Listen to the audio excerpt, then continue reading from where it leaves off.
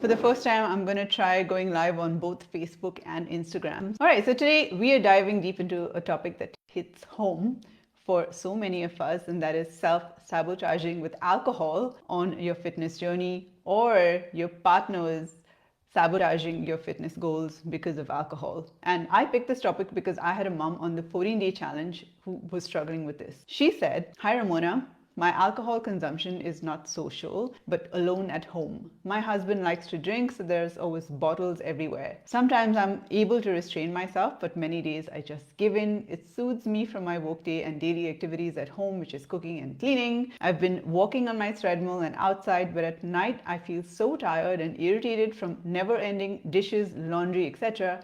that I just want a drink." So that's what we're going to address today. Before we jump in, if you haven't joined my free private Facebook group, get in there. That's where you get access to me firsthand, news of any challenges, any freebies. It's called the Hot Mum Project, of course. Why you don't want to miss today's session? If you leave now, you're going to keep pouring just one after a long day, watching those bottles empty and your progress stall. You're going to feel frustrated, like all the effort that you're putting into your fitness isn't getting you anywhere. And worst of all, this habit can take a real toll on your energy and your confidence. Two things that every mom needs in buckets. Am I right or am I right? If you stick with me, and by the end of this, you're going to walk away with 5 practical strategies to stop alcohol temptation in its tracks. I'm going to give you a game plan for reframing your evening habits for lasting success. And this is a big one. This is going to positively affect your family's health for generations to come. First off, let's talk about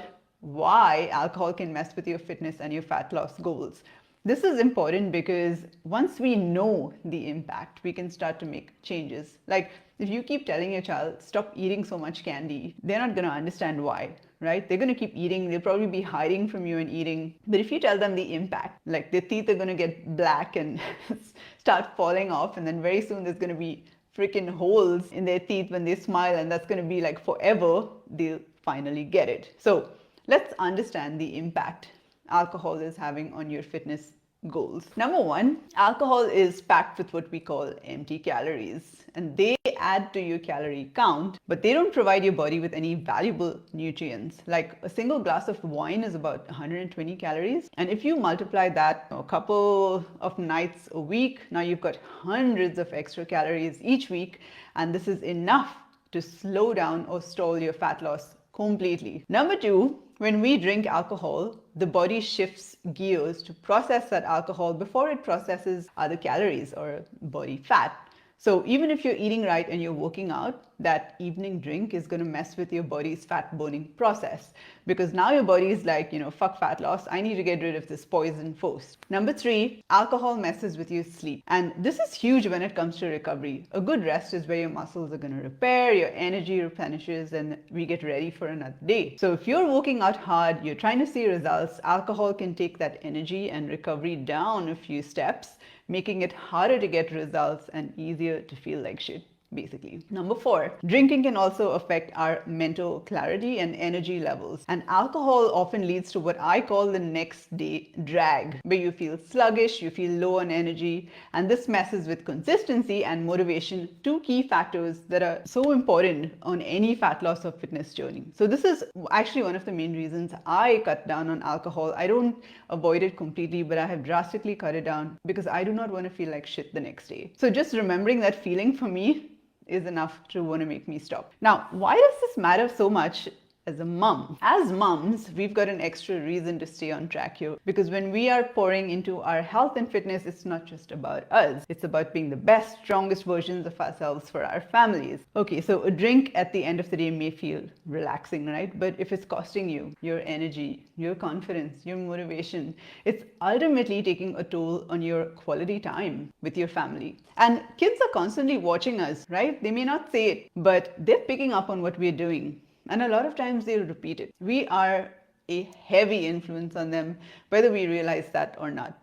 So showing them that it is possible to face stress with healthier tools is an incredible gift to give them. And by reducing alcohol as a stress reliever, we're leading by example. We're showing them that there are other ways to unwind, recharge, and stay in control. Now, what happens if your partner likes to drink and he's always keeping alcohol around? This is a big one, right? If hubby likes to drink and keeps the alcohol stocked at home, it can make it so much harder to stay on track. So when you're trying to make those changes, but you see those bottles everywhere, it can feel like you're fighting a battle uphill, right? And here's where a little teamwork can go a long way. So let's work out some solutions. You need to start by having an honest conversation with your partner. You need to let them know why you're working to reduce drinking and share your bigger fitness goals with them. And you need to emphasize that it's not about judging them, it's about supporting you. For example, you could say, I'm working so hard on my fitness. I think cutting back on alcohol would really help. Can we come up with something that doesn't restrict you but supports me as well, right? The next one, and this is where we're going to get a little bit sneaky, but in a good way. If your husband keeps alcohol in the house, suggest designating a specific area or a cabinet for it, preferably not in your direct line of sight, and move out the ones that you usually go for. Out of sight, out of mind. It's not just a cute saying, it's backed by science, ladies, it's true. Now, a lot of times it's not the alcohol.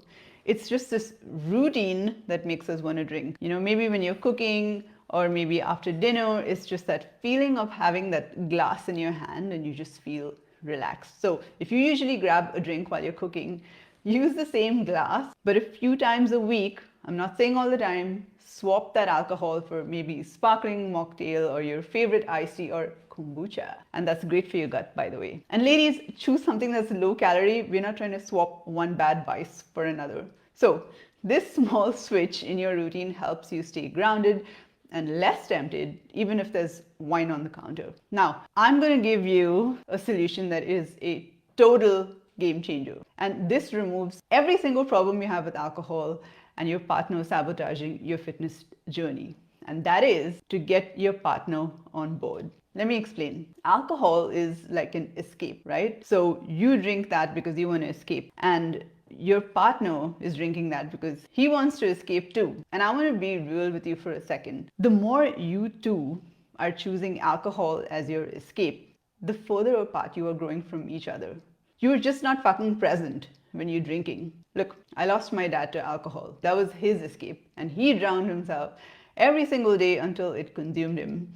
And he would just sit there in the middle of the living room with his bottle of Ballantine, and he was just not himself. And he was smart and he was funny and I learned so much from him when he was just not drinking.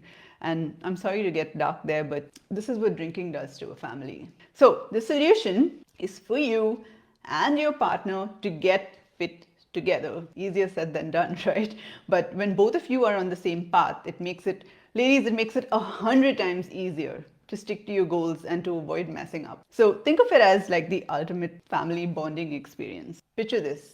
You and your partner both committing to a fitness program. Suddenly I'll have just one more glass of wine. They will turn into let's go for a walk after dinner adventures. You know, you're both in it together, you're hitting those goals together as a fit couple. It's like the Avengers, but instead of saving the world, you're saving each other from the shit that alcohol brings. Now, with your kids, like I said, kids are like sponges, right? They're soaking up everything that we do, even our bad habits.